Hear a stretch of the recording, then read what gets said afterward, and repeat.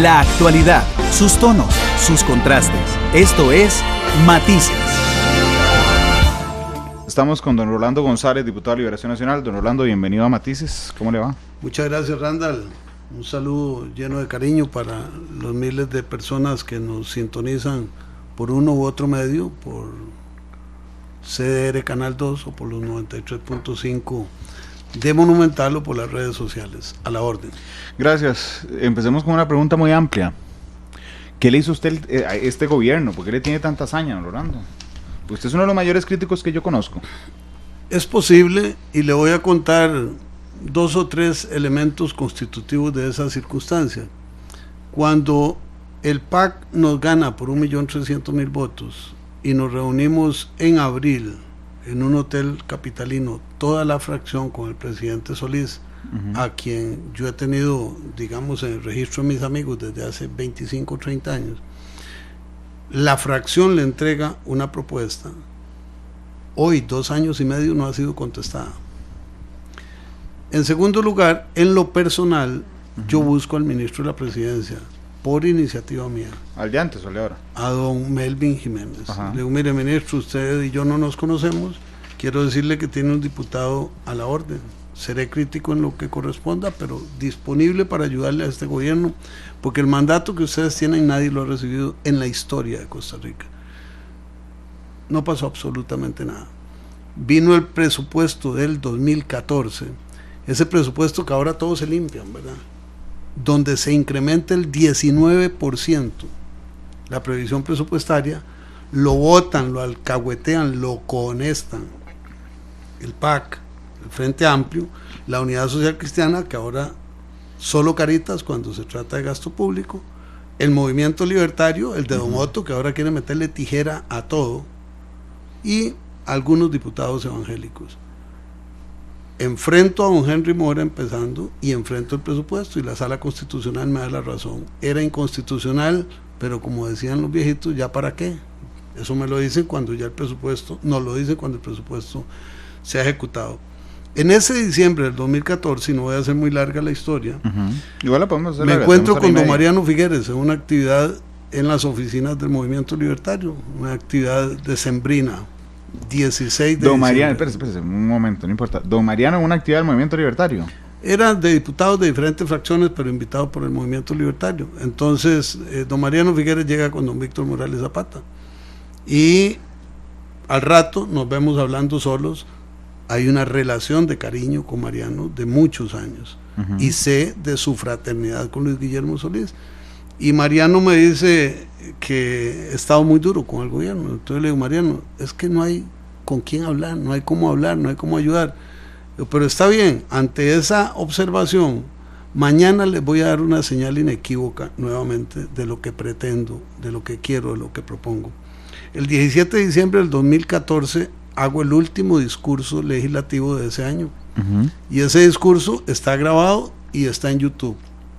Es una puesta a disposición de este ciudadano, diciéndole al gobierno, aquí quedó listo para vernos en enero y empezar a remar juntos. Todavía hoy estoy esperando que alguien me diga si eso fue atendido, entendido o era útil.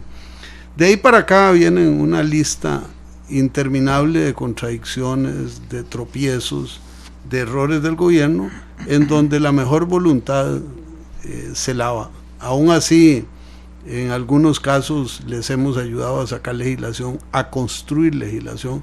Yo soy un diputado que no cree en seguir metiendo leyes y propuestas y todo eso.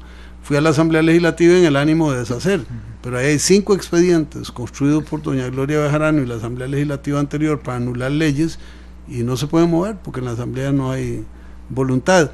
Eso lo menciono para decirle que no es tampoco que tenía una vocación de que se hicieran cosas que yo planteaba. No, estaba y estoy en disposición de ayudarle al gobierno, pero qué difícil.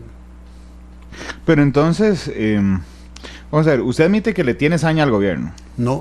¿No le tiene? No. Es que ahora le pregunté, me dijo no, que lo que tengo es una visión correspondiente con mi investidura. Yo soy diputado.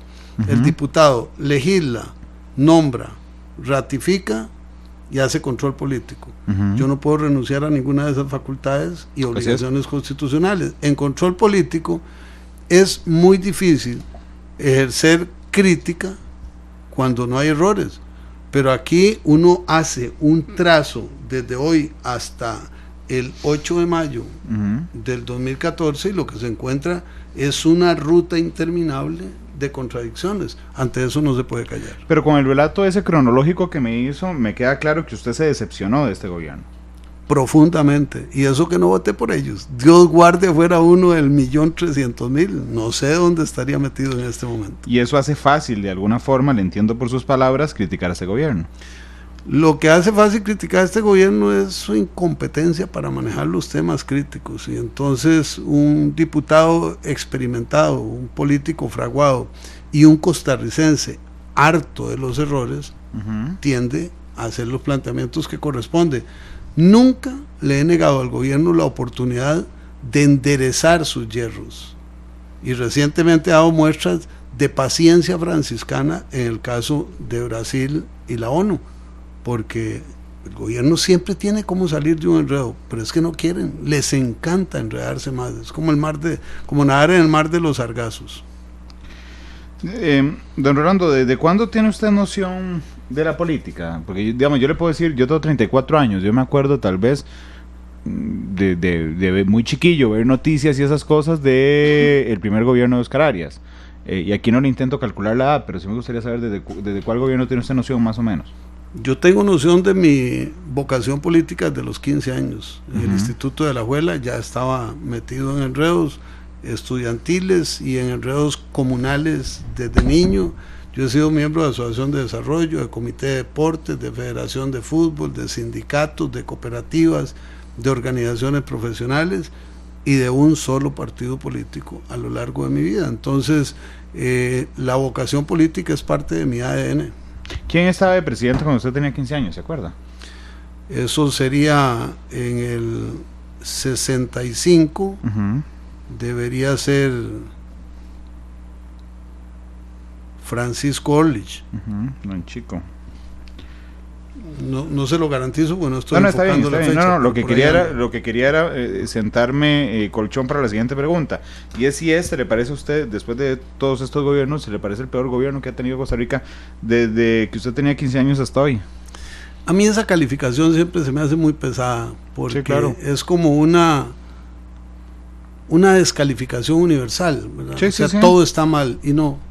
Es un gobierno desastroso en algunas cosas y afortunado en otras cosas. Entonces, decir que es el peor o el otro, no conduce a ningún propósito. Históricamente se ha hablado de que el peor de la Segunda República para acá fue el de Rodrigo Carazo. Sí. Depende. Hay gente la que considera que la reivindicación de la soberanía del país es defendible y es plausible. Entonces son relatividades. A mí en general no me gusta la calificación del peor o el mejor genérica. ¿En qué ha salido afortunado? ¿En qué es afortunado este gobierno? Creo que es un gobierno integrado por gente, en su mayoría, inteligente, preparada y honrada. Uh-huh. Sin experiencia en la administración pública y en la política. Uh-huh. Han pagado esa factura de manera elevadísima. Me parece que es un gobierno con una propensión a buscar respuestas en el campo social. Algunas de ellas han sido exitosas. Les cito una, Puente al Desarrollo. Me parece que ha ampliado y fortalecido las bondades de algunos programas sociales que venían de los gobiernos de Liberación Nacional, y eso es rescatable. Para mencionarle dos ámbitos, y un tercero, creo que el Ministerio de Educación se ha hecho un esfuerzo grande por colocar los recursos a la par de las necesidades, especialmente en materia de infraestructura educativa. Todavía los resultados no son óptimos, pero vislumbro que a mediados del 2017 las cifras de construcción de infraestructura educativa de este gobierno van a ser muy elevadas. Puente al Desarrollo. Inteligente, preparada y honrada. La mayoría me dijo, ¿verdad? De este gobierno. ¿Quiénes le parecen las mejores fichas de este gobierno? Yo creo que la ministra de Educación es Doña una Sonia Marta. figura descollante. El ministro de Salud, Fernando Llorca, es un hombre de un perfil moderado, con un palmarés extraordinario y un dominio de su espacio muy claro, sin alardes, sin ruido, pero está en lo que está. Y hasta no hace mucho tiempo, le confieso que yo era un admirador férreo, consuetudinario del ministro Manuel González, porque sus errores no habían tenido el volumen del último. Hasta el 20 de septiembre. Ya había empezado a cuestionarme algunas cosas antes, pero Sí. a partir del 20 de septiembre como que se redondea realmente cuál era su norte o no. Carlos Alvarado. Carlos Alvarado, hay que ver qué es lo que resulta de él, porque Salió Puente al fue Desarrollo. presidente ejecutivo poco tiempo relativamente, lanza un programa importante, bueno, y pasa al Ministerio de Trabajo con el peso de ser precandidato del PAC. Entonces cuesta mucho mantenerse navegando con una proa puesta hacia el bienestar de la mayoría cuando se está pensando en la candidatura personal. Eso me parece que es concordante con la premonición de que a finales de este año se va del Ministerio de Trabajo para dedicarse a una campaña que será infructuosa, pero igualmente valiente. ¿Por qué infructuoso? Porque el PAC no va para ningún lado como partido político en las próximas elecciones nacionales. La única figura que ha logrado sacar el PAC de la nada al protagonismo es Otón Solís, y ha dicho de todas las maneras que él no va a participar. El otro no es que sacó al PAC del anonimato y lo hizo ganador, sino que fueron una serie de factores, que es Luis Guillermo Solís. Sí, y cuando dice no va nada, ¿usted qué cree que pase con el PAC en las elecciones? Claramente me parece que usted cree que no va a ganar la presidencia, pero no, en las elecciones no solo se juega la presidencia. ¿Usted cree que disminuya la cantidad de diputados, por ejemplo, que tiene el PAC? El PAC no gana la presidencia, quedará en el mejor escenario de tercero o cuarto, y el número de diputados será menor que el que tiene en este momento, según lo que se debe venir. Podría darse, y ojalá fuera así por Costa Rica, que el gobierno repunte en su calidad, en sus resultados, y que eso se le adhiera positivamente a la nueva generación de diputados del PAC. ¿Tercero o cuarto debajo de quién? Debajo de Liberación Nacional, que va a ganar las elecciones de manera clara. Me parece que el segundo sería la Unidad Social Cristiana, y ese tercero o cuarto se lo disputarán entre el PAC y el Frente Amplio, dependiendo de cuál logre resucitar y sobrevivir en este proceso electoral. El movimiento libertario ya tiene un hermanito gemelo que todavía es más de derecha que el movimiento libertario, y yo creo que ni siquiera alcanzarán el número de diputados que tienen hoy, de modo que los dejo para los lugares más remotos de la tabla de posiciones. ¿El PLN ganará con quién? Espero que conmigo, si tomo la decisión de ser el candidato, precandidato y candidato presidencial, y si no, con quien la democracia escoja. Hoy en todas las encuestas aparecemos como el partido más solvente, indistintamente de que las cifras son menores que las históricas, pero el piso nuestro es mucho más elevado que el piso de cualquier otro partido político. Podemos construir a partir de esa base una nueva propuesta mucho más abierta, participativa. Yo hablo de ciudadanía activa, remozada, y cuando hablo de remozada, alguna gente piensa que eso es sinónimo de tener 15 años o 20 años o 25 o 30. No, remozada implica adaptar las propuestas a las circunstancias del país hoy. Entender que la juventud es protagonista, exige el espacio, y ese espacio deben ocupar igual que las mujeres e igual que las minorías excluidas en este país. Ese espacio es natural en Liberación Nacional porque es el partido que ha logrado reinventarse a lo largo de 65 años.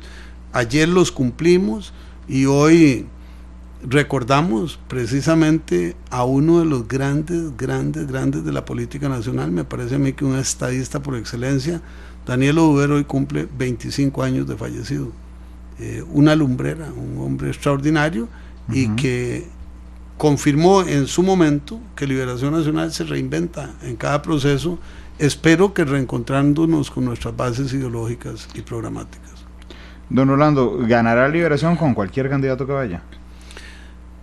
Ganará Liberación Nacional con cualquier candidato que vaya, con un costo mayor o menor desde el punto de vista político. Algunos tendrán más negativos que positivos, otros tendremos mucho más positivos que negativos, y el equilibrio que se le dé a eso en el proceso democrático, el resultado final determinará quién tenga más potencialidad para liderar al partido. No es lo mismo ganar la convención que ganar las elecciones nacionales, aunque la Convención de Liberación Nacional es abierta, mayoritariamente vamos los fiebres, ¿no? ¿Cuándo va a definir usted si será precandidato o no? Como ocurre en todo tránsito de la vida, es un puente que cruzaré en el momento en que llegue a él. Cada día me acerco más, pero la fecha no está resuelta.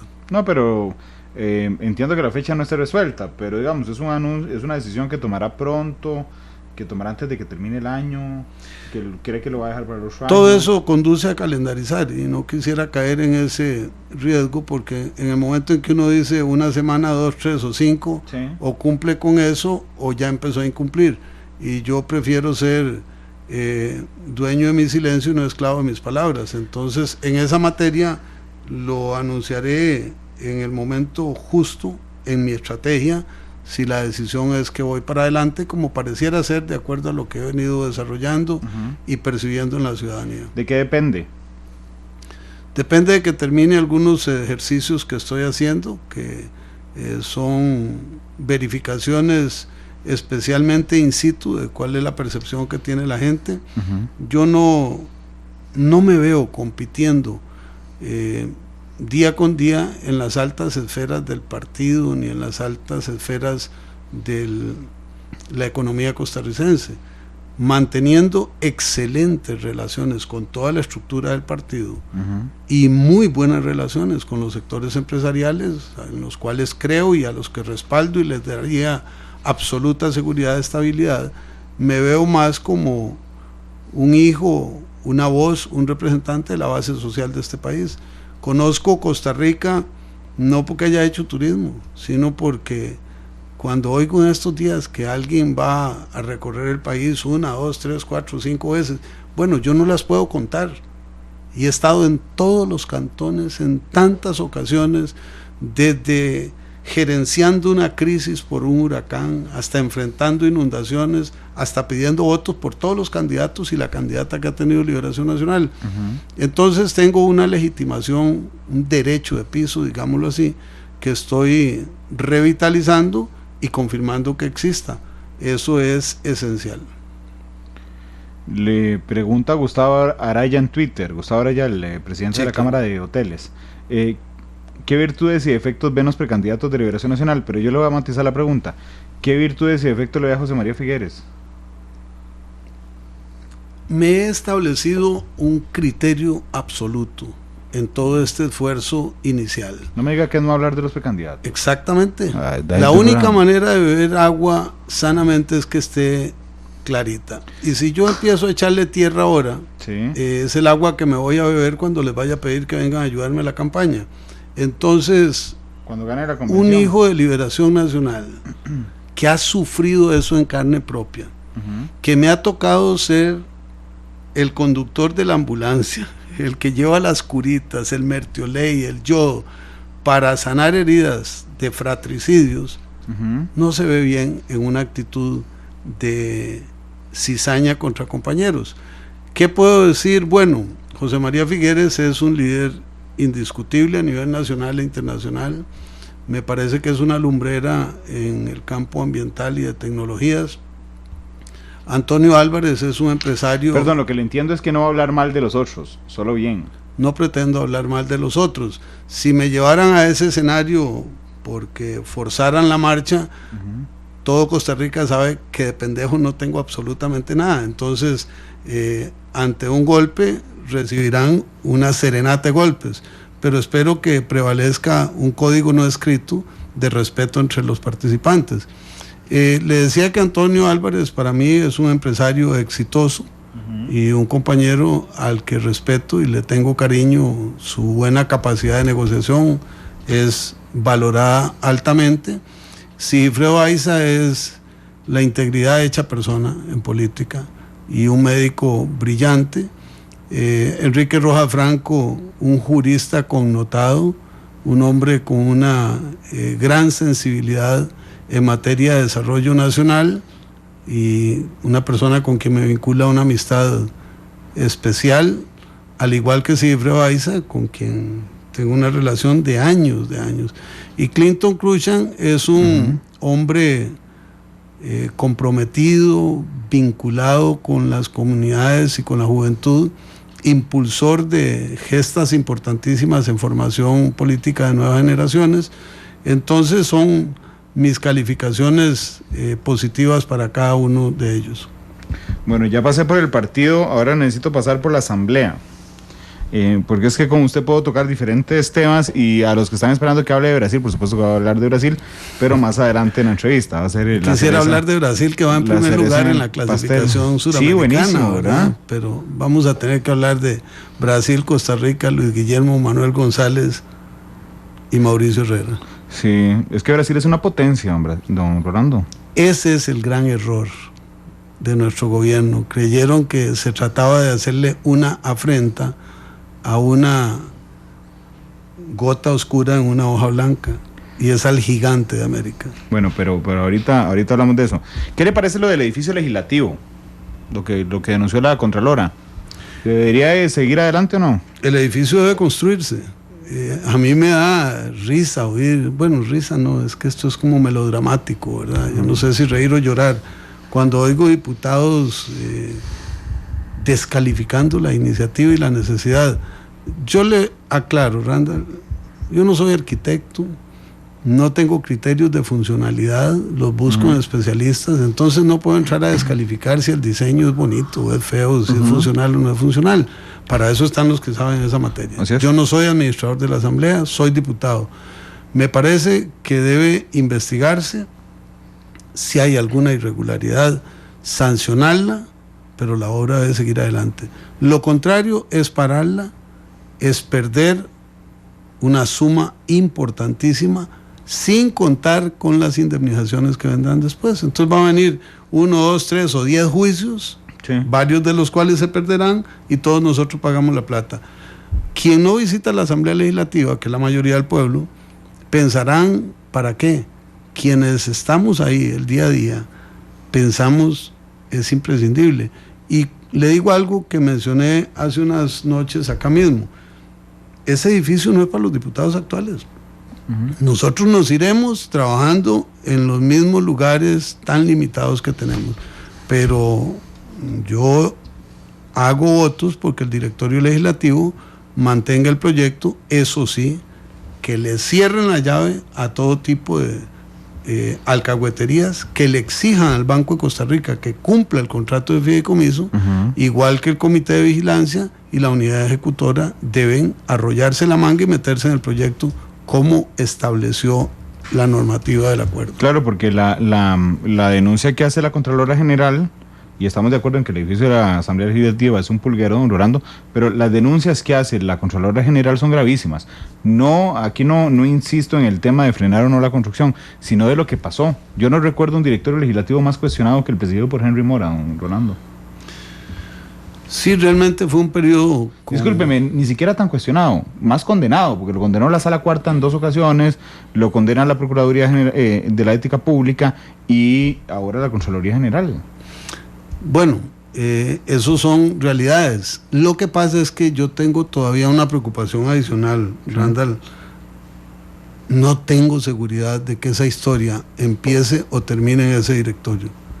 Me parece que conforme se profundice podemos llegar a una primera conclusión, es que ese directorio actuó obligado por el contrato. Esa es una tesis que hay en la Asamblea Legislativa. Sí. La otra tesis es que podría haber participación del directorio precedente, que es el de Luis Fernando Mendoza.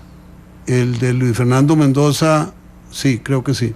Es el último presidente legislativo de la legislatura anterior. Francamente, cuando la Contralora nos hace el relato de sus hallazgos, a todos nos sorprende muchísimo. Y por eso tomamos la decisión de convocar a la unidad ejecutora, al comité de vigilancia y al directorio liderado por don Henry Mora. De esas comparecencias se determinará qué más sigue. La tesis de que el directorio anterior tiene algo que ver se origina en la asamblea entre gente del directorio del 2014. En todo lo que dijo la Contralora no aparece ningún elemento que lo lleve a uno a esa conclusión, pero hay que escucharlo y hay que valorarlo. Y de igual manera hay que determinar los pagos sucesivos, en qué condiciones se hicieron, si hay responsabilidades administrativas, y las que me quedan más claras son las responsabilidades de la dirección del fideicomiso del Banco de Costa Rica. Le pregunta a Carlos Espinosa qué opina del impuesto que la fracción del PLN quiere poner al impuesto de salida. Bueno, debe ser el aumento en el impuesto de salida. Se lo desgloso así, no es la fracción de Liberación Nacional. Hay algunos compañeros que están en la tesis de que debe incrementarse el impuesto para financiar el deporte olímpico. Otros compañeros en algún momento manifestamos nuestro apoyo a un proyecto que viene de antes, en una línea parecida, más pequeña, para financiar la Universidad Técnica Nacional, pero no hay como una claridad de que eso sea tesis de infracción, ni un proyecto que esté con visos de votarse a la brevedad. Lógicamente, tanto la educación superior como el deporte de alto rendimiento genera una gran simpatía, pero en los sectores empresariales hay la observación de que es un desestímulo al turismo. Usted de Alajuela, ¿qué opinión le merece la fallida licitación a OAS y que hoy no tengamos carretera todavía? Yo estuve ese 11 de abril en que doña Laura fue tan maltratada en el Parque Juan Santamaría. Fue un momento dramático, la explosividad que había en la gente era enorme, y la presidenta Chinchilla hace una lectura de las circunstancias, de todos los factores que están alrededor, y me parece que toma una decisión poniendo dos grandes elementos en el análisis: la estabilidad social y un riesgo en una obra de infraestructura, y opta por la estabilidad social y una hoja de ruta alterna que conduce a concretar la obra con mucho más participación ciudadana. Hoy, según los datos preliminares, porque tampoco son definitivos, la nueva obra costaría esencialmente lo mismo, con varios años de postergación. Pareciera ser la maldición de nuestro país en materia de infraestructura. La injusticia con doña Laura se cometió, la injusticia con Costa Rica también, porque hubo que indemnizar a OAS, y se confirma que la ciudadanía activa que yo propongo es muy importante, pero no sustituye a la sabiduría técnica, y en infraestructura la técnica cuenta muchísimo. Son las 2:55. Vamos a la pausa y regresamos para hablar de Brasil. Bueno, antes de ir a Brasil, don Gustavo Araya, le decía que es el presidente de la Cámara de Hoteles, dice, tocó mi tema: las cámaras hicimos una propuesta para que se cargue a las carreteras. Debe ser don Gustavo. ¿Sabe don Rolando de esto? No conozco la propuesta. Don Rolando González está con nosotros. Les dije que íbamos a hablar de Brasil, pero antes me quedó una pregunta pendiente, una de las más importantes que tenía. ¿Qué piensa el presidente Solís, don Rolando?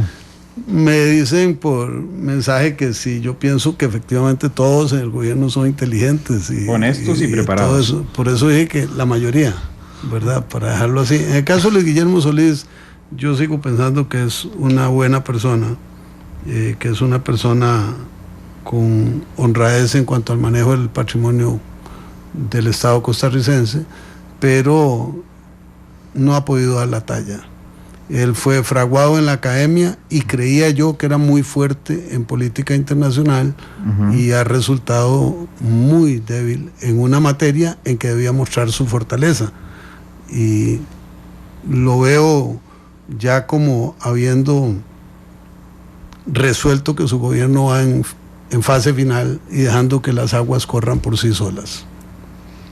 Dicen que le pregunte a Rafael Gaile qué opina sobre que Luis Guillermo Solís viaje tanto. A propósito de su primera pregunta, Randall, de Saña, yo fui de los diputados que defendió los viajes del presidente hasta mediados del 2015, pero cuando un presidente en menos de 30 meses lleva 30 viajes, donde solo en este año ya va a acercar los 2 meses fuera del país, no hay cómo defenderlo, porque además no se conocen los resultados. Es igual que el caso Brasil, no hay explicaciones en uno. En la viajadera no hay resultados que uno conozca, salvo las metidas de escarpines como la de la ONU.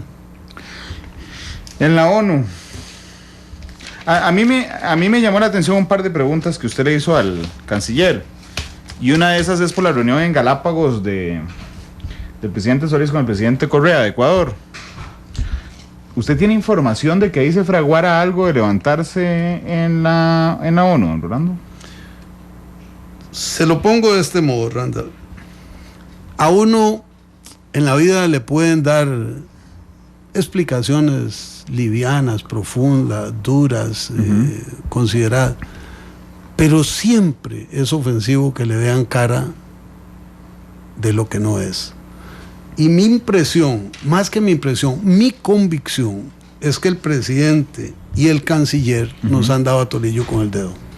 Es imposible que se reúnan en Galápagos el presidente de Colombia, el de Ecuador, el de Costa Rica y los 3 cancilleres, y no se hable de la crisis en Brasil, el coloso de América Latina que está estallando en ese momento. Y se lo pregunto al canciller y él sostiene con el mayor desparpajo que a él no le consta y que al menos con él no se habló nada de eso. Randall y personas que nos sintonizan, ¿quién puede creer semejante barbaridad? Es como ir al Mundial de Fútbol y no hablar de fútbol.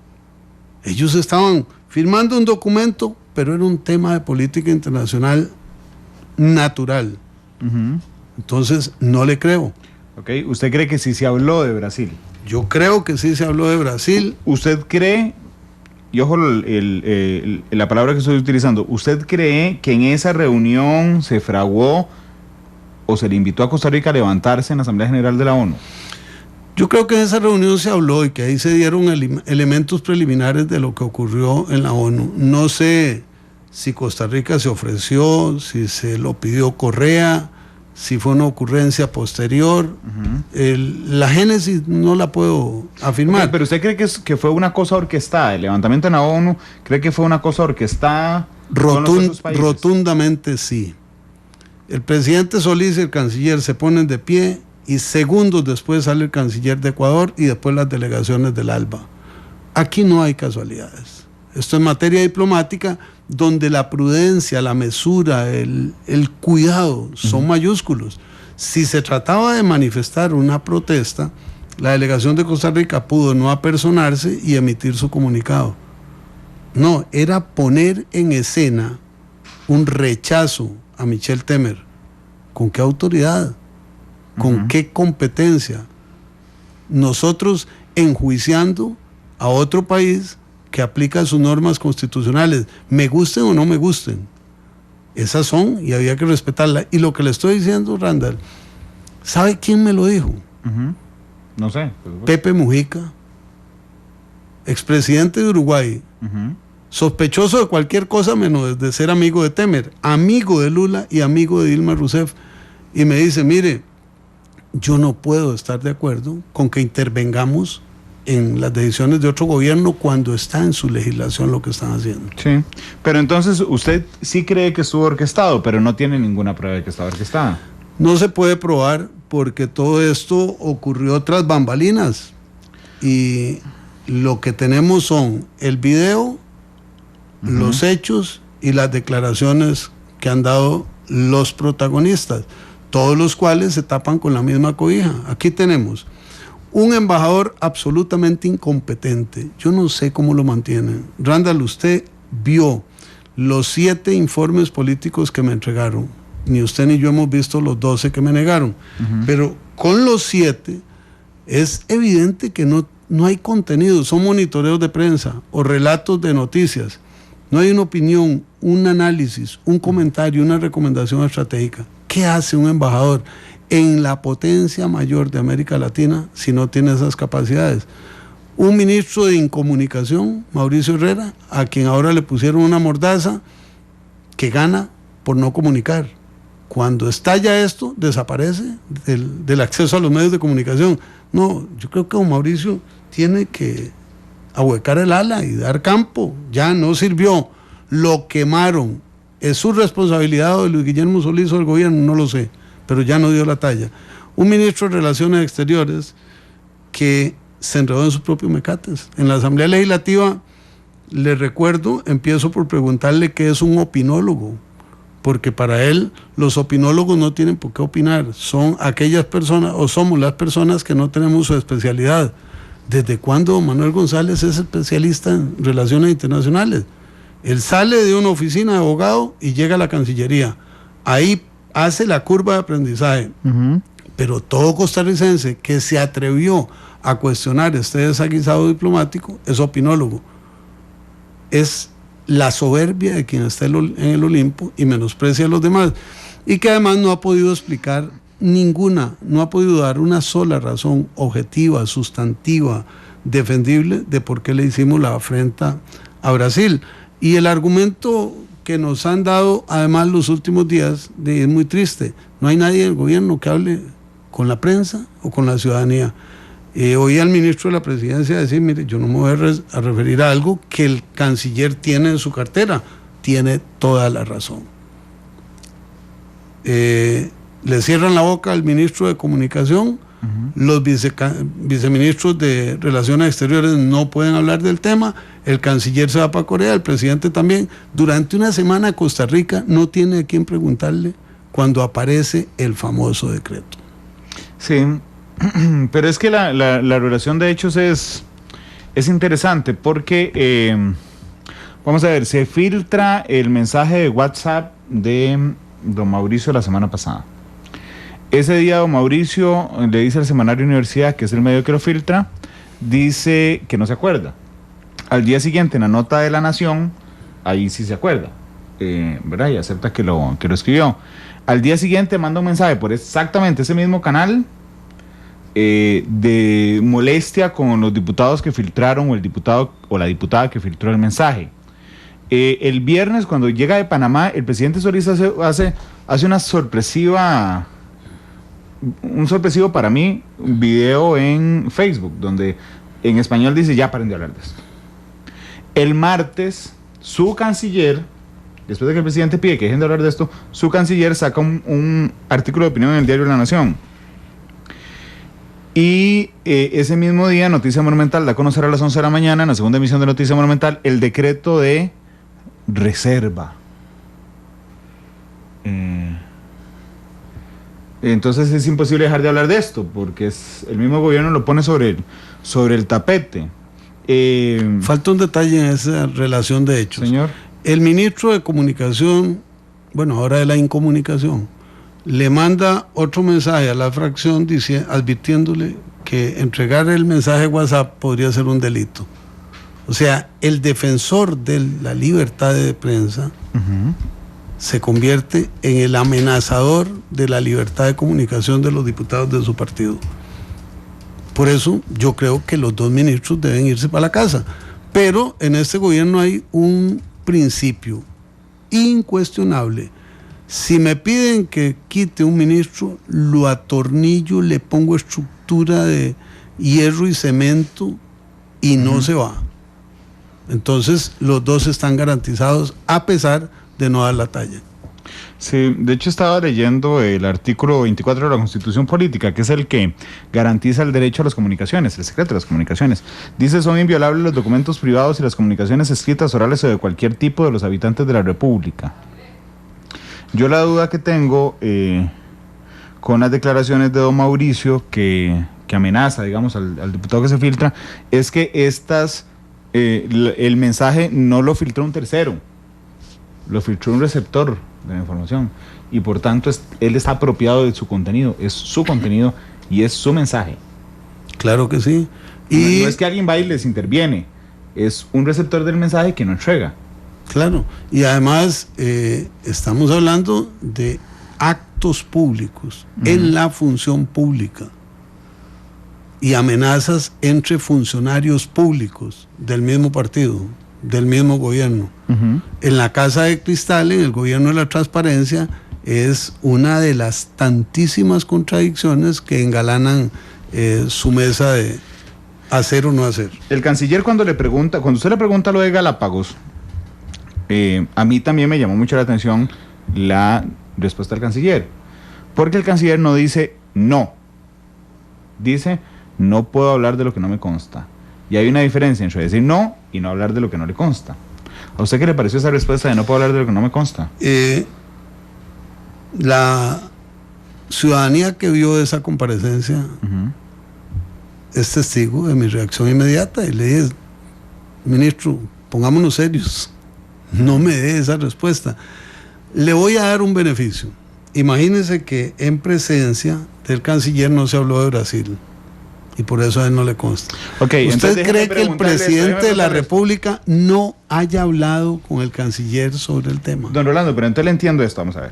¿Usted cree que estuvo coordinada la salida de la ONU con los países del ALBA? Sí. Sí. ¿Usted cree que en Galápagos se tocó el tema de Brasil? Sí. ¿Usted cree, por esto último que me acaba de decir, que el tema de Brasil lo habló Luis Guillermo Solís con Rafael Correa y sacaron a los cancilleres y por eso al canciller no le consta? No creo que hayan sacado a nadie.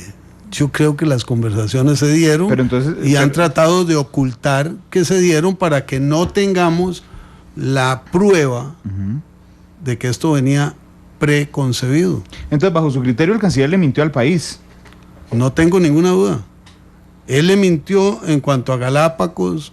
Galápagos ha mentido o ha hecho ocultamiento de la información de la verdad real de por qué se agravió a Brasil. Mauricio Herrera dice la verdad y paga la factura por imprudente o por torpe o por precipitado.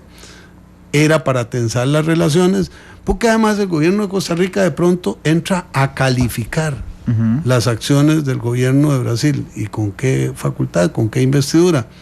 Y hay una situación particular.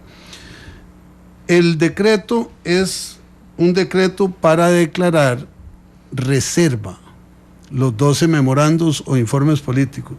¿Con qué se come? Jurídicamente, ¿dónde está la reserva? Aquí hay secreto de Estado o hay información pública.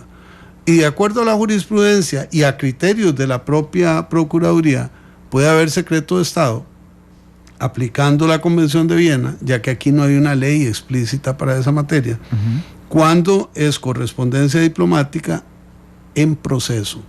Aquí no hay proceso. La señora Rousseff no es presidenta. Procesos diplomáticos en trámite. Aquí no hay ningún proceso diplomático en trámite. Todo terminó. Ya ocurrieron todos los hechos. Sí. Entonces no hay justificación. Y el canciller ayer le manda a la prensa una declaración mediante una grabación de WhatsApp, donde termina diciendo: es el momento de ser serios, responsables y patriotas. O sea, antes de este desmadre no había que ser serio, responsable ni patriota. Cuando él, con el presidente de la República, afrentan a Brasil en la ONU, se le olvidó la seriedad, se le olvidó la responsabilidad y el patriotismo. Pusieron a Costa Rica en un ridículo. Cuando fue a la Asamblea Legislativa, él pudo ser serio, responsable y patriota y decir la verdad. Cuando emiten este decreto, pudo ser serio, responsable y patriota y entregar los documentos. Don Manuel cada día se enreda más en sus propios mecates. ¿Usted está acusando al canciller de mentiroso, don Rolando? Yo estoy acusando al canciller ahora de encubridor. Eso es mentiroso. Usted es muy cuidadoso con el lenguaje, pero en términos llanos eso es mentiroso. Usted recuerda que él y yo tuvimos una discusión cuando intentó explicarme lo que significaba una palabra. Sí, lo sé, y por eso le digo, porque usted es muy cuidadoso con las palabras, yo sé. Dejémoslo en encubridor. Pero sí le dije que en lo de Galápagos no le creo, me parece que mintió. Uh-huh. En lo demás que he desarrollado es que él le dice al país que es tiempo de ser serios, responsables y patrióticos. Sí. Ahí no hay mentira. Es una afirmación que él ha tenido oportunidad de cumplir y no la ha cumplido. Uh-huh. Cuando nos dejen ridículo diciendo lo que se gasta en armas en América Central, nos dejen ridículo en toda la comunidad internacional, el canciller diciendo cifras completamente inexactas, cuando nos sacan políticamente del SICA para después ir a implorar que nos dejen entrar, olvidando que la próxima presidencia pro tempore de la TIE de Costa Rica, uh-huh, se le olvidó ser serio, responsable y patriota. Pero yo me he quejado al aire cuando tengo invitados de gobierno de que les cuesta mucho responder sí o no. Espero que la oposición no sea igual, porque usted, y espero que me conteste sí o no, ¿usted acusa al canciller de mentiroso en el tema de Brasil, sí o no, don Rolando? Sí, claro. Ha faltado la verdad, no nos ha dicho la verdad, qué fue lo que pasó. Pero además, en el caso de Galápagos, faltó a la verdad.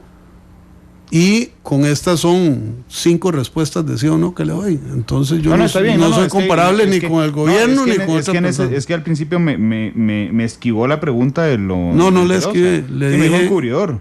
Eso es que ponga las dos, ¿verdad? O sea, nos ha mentido, ha faltado a la verdad, está encubriendo el fondo de estos hechos y no le ha dicho a Costa Rica qué fue lo que pasó. Y esa es mi opinión personal, pero si aquí abrimos las redes sociales y empezamos a recibir respuestas, ¿cree usted la versión del gobierno? Uh-huh. Difícilmente habrá un 10% que diga que la cree. Sí, de hecho, parte de lo que me han criticado esta entrevista esta tarde a mí en redes sociales es que yo le pregunto por lo que cree, pero es que también le pregunté en un momento si tenía pruebas y don Rolando me dijo que no, porque no las puede tener. Entonces, lo que le estoy preguntando es lo que cree, ¿qué opina? No, sí tengo pruebas. Se lo pongo de esta manera. ¿Tiene pruebas de que el canciller mintió en esto? No, voy por partes. Se lo pongo de esta manera. Yo tengo pruebas de la calidad de informes que salieron de la Embajada de Brasil. No sirven para nada. Por los que hemos visto, pero no vemos los otros 12. Está bien, pero esos 7 son pruebas. Bueno, pero usted está asumiendo que el resto son igual de malos. No, estoy hablando de los 7 que tengo. Sí. Yo tengo pruebas de que el canciller y la Cancillería acuden al expediente de un decreto que no tiene base constitucional para hacer cenar mi libre acceso a la información. Eso es una prueba. Tengo pruebas de la comparecencia del canciller, uh-huh, que no convenció más que a él y a sus acólitos. Tengo pruebas de la ofensa a Brasil. Tengo pruebas de que el embajador costarricense en Brasil fue llamado a una comparecencia para jalarle las orejas. Yo no tengo pruebas de las conversaciones en Galápagos, pero la intuición, la experticia me llevan a concluir que es imposible que se reúnan 3 presidentes y 3 cancilleres, uh-huh, y no hablen de la crisis de Brasil. Eso no lo puedo demostrar porque el canciller no nos da las pruebas.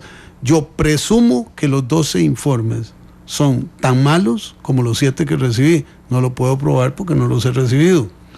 Presumo que aquí hay una maniobra para cerrarle la boca a Mauricio Herrera, para parar a la fracción del PAC y para engañarnos a todos nosotros en cuanto a la realidad. Porque observe, Randall, que entre el 29 de septiembre que comparece el canciller y el 11 de octubre que sale el decreto de esa cosa que llaman reserva, ahí sí necesitaban el decreto. Quiere decir que el 29 al 10 yo tengo derechos plenos de acceso a la información. Claro, pero ellos tenían, pero ellos tenían 9 días para entregársela, 10 días para entregársela según la jurisprudencia. Yo conté los días hábiles, son 9, hasta que sale publicado en el Diario Oficial La Gaceta. ¿Son 9 de cuándo a cuándo? Del 29 al 11 hábiles. Está bien, pero el tema no es cuántos días le da la ley de administración pública, uh-huh, es que no hay marco legal para negármelo. Bueno, se lo pongo así. Sí. Si acuden a un decreto es porque lo necesitan. Uh-huh. Todo el tiempo antes de ese decreto no existe. Por lo tanto, mis derechos son plenos.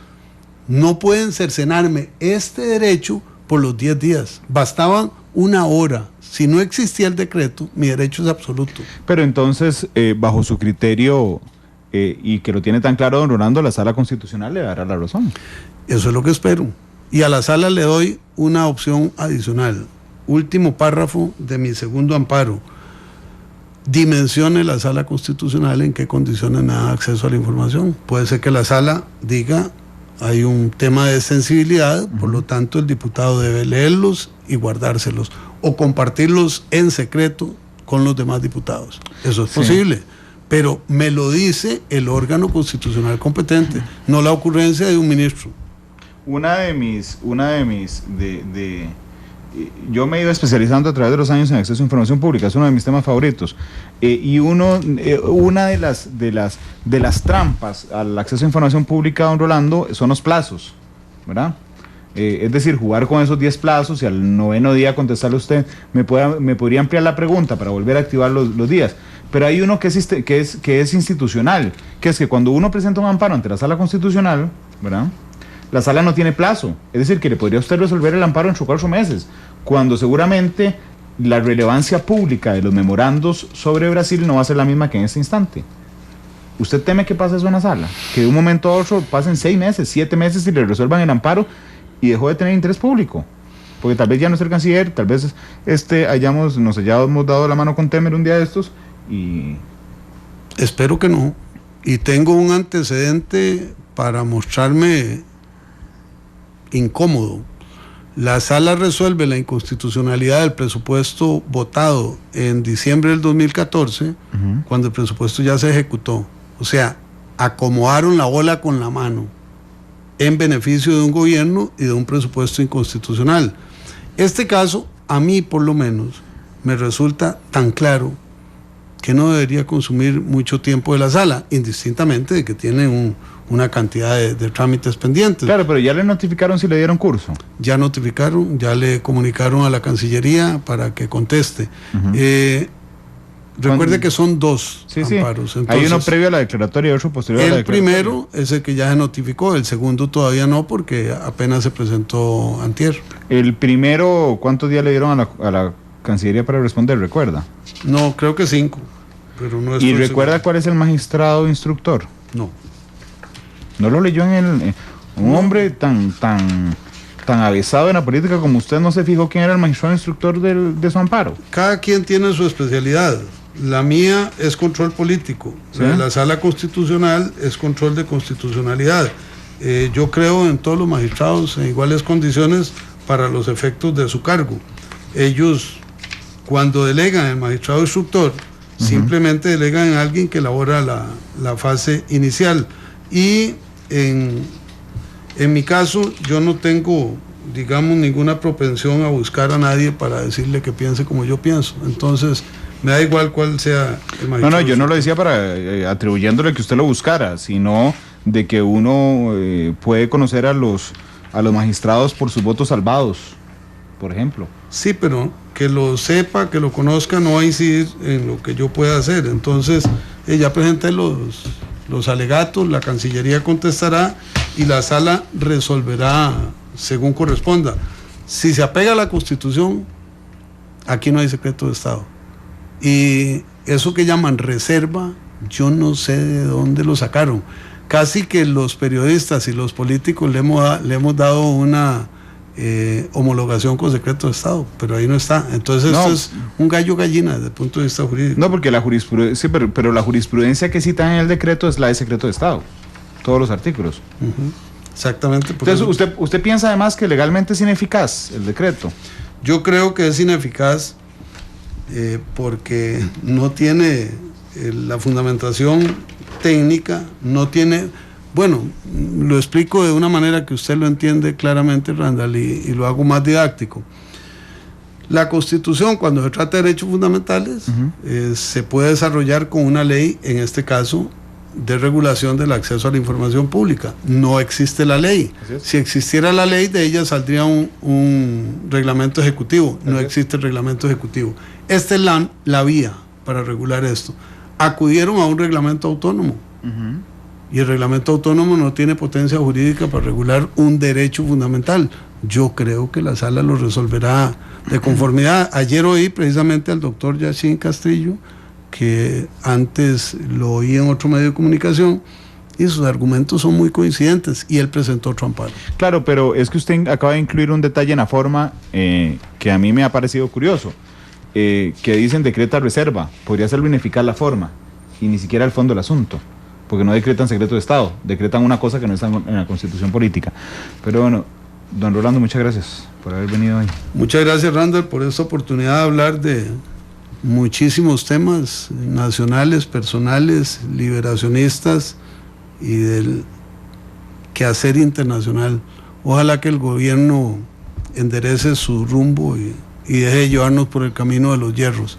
Mientras tanto, volviendo al inicio de la conversación, quedo a la orden del gobierno, de nuestra ciudadanía y de los medios de comunicación. Don Rolando, muchas gracias. Lo escucharemos en las noches, aquí en Monumental. En Ortiga, donde me ortigan mucho más que acá. Dice, don Rolando escogió a Mercedes Sosa para cerrar el programa, como La Cigarra. ¿Por qué esa canción? Es una canción que tiene un gran simbolismo, porque La Cigarra es como la historia de la vida de los seres humanos, que caemos, que nos levantamos, que sufrimos, lloramos, volvemos a sonreír, y Mercedes Sosa encarna a las mujeres, encarna a los hombres, encarna a los seres humanos en esta canción. Tiene una gran significación en mi vida, en la vida de las personas que me rodean, y por eso la he escogido. Gracias, don Rolando. Mercedes Sosa despide Matices el día de hoy. Hermano, dame tu mano, vamos juntos a buscar una cosa pequeñita que se llama libertad.